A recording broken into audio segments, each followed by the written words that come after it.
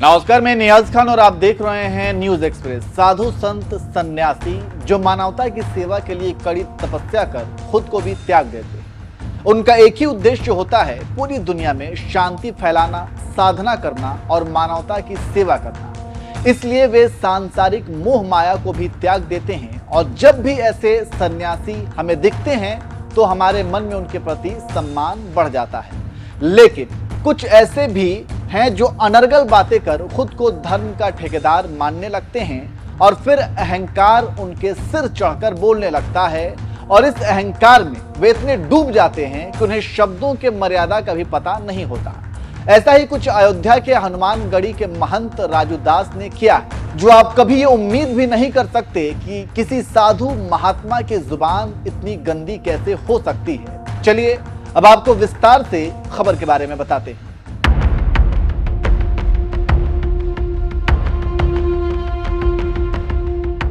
प्रयागराज में महाकुंभ चल रहा है। देश दुनिया से साधु संत सन्यासी आस्था की डुबकी लगाने प्रयागराज पहुंच रहे हैं। इसी बीच आपने ये भी देखा होगा कि महाकुंभ में मुलायम सिंह यादव की मूर्ति लगाई गई है और वहां श्रद्धालुओं के लिए हर तरह की व्यवस्था उपलब्ध कराई जा रही है। कहने का मतलब यह है कि सबका अपना एक सेवा भाव है जो वहां लोग कर रहे हैं। इसी बीच एक ट्वीट किया कि अगर आप कुंभ मेले में जा रहे हैं तो इस देश के पीढ़िए के भगवान के दर्शन जरूर करें। उनके ट्वीट को रिट्वीट करते हुए हनुमानगढ़ी के महंत राजू दास ने एक्स पर बड़ा ही भद्दा ट्वीट किया और उन्होंने लिखा, अगर आप कुंभ मेले में जा रहे हैं तो इस कटमुल्ले के ऊपर जरूर मूत की जाए। अब आप जरा सोचिए, एक साधु महात्मा की समाजवादी पार्टी के संस्थापक, यूपी के पूर्व दिवंगत मुख्यमंत्री और पद्म विभूषण से सम्मानित व्यक्ति के प्रति क्या सोच है और किस तरह की सड़क छाप भाषा का इस्तेमाल कर रहे हैं। क्या कोई साधु महात्मा इस तरह की भाषा का इस्तेमाल कर सकता है? नहीं, बिल्कुल ही नहीं। अब इसे आप सत्ता का अहंकार कहेंगे या फिर कुत्सित मानसिकता का प्रदर्शन, ये आप खुद तय कर लीजिए।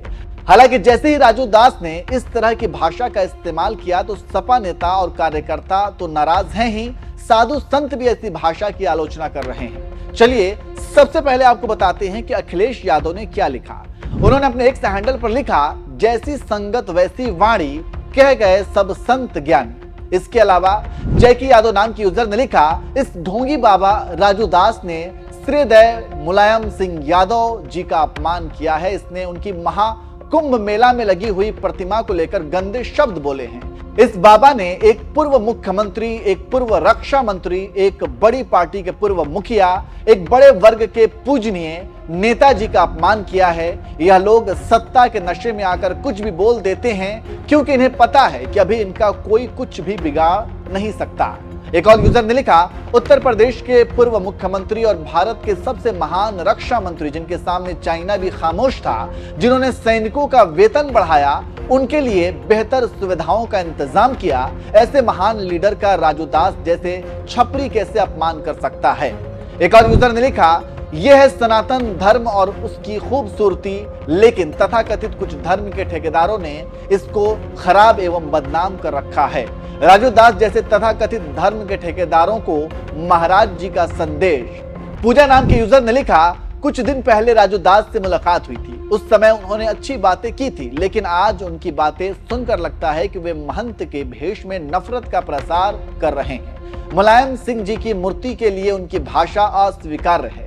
ऐसे महंत समाज के लिए काला धब्बा है। एक और यूजर ने लिखा, समाजवादी पार्टी के संस्थापक, भारत के पूर्व रक्षा मंत्री, यूपी के पूर्व मुख्यमंत्री, पद्म विभूषण से सम्मानित नेताजी स्वर्गीय मुलायम सिंह यादव के संबंध में अपशब्द टिप्पणी, धार्मिक नफरत और उन्माद फैलाने जैसे गंभीर धाराओं में राजू दास पर मुकदमा दर्ज कर कड़ी से कड़ी कार्रवाई करे प्रशासन।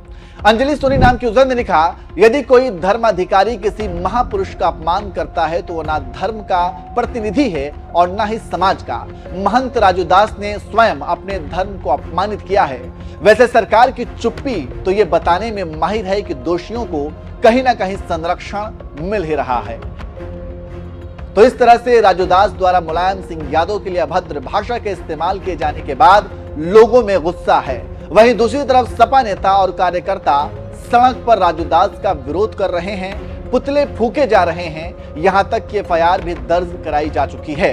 वैसे आप राजू दास द्वारा मुलायम सिंह के लिए इस तरह की सड़क छाप भाषा और अभद्र भाषा के इस्तेमाल किए जाने पर क्या कहेंगे? कमेंट करके जरूर बताएं।